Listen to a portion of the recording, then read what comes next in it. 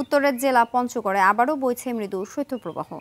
প্রতি বছর শীতের সময় পঞ্চগড়ে সারা দেশের তুলনায় শীতের মাত্রা বেশি থাকে।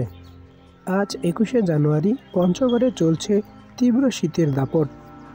বেলা বাড়ার সাথে সাথে বাড়ছে আরও শীতের মাত্রা। শীতের সাথে বইছে হিমেল হাওয়া।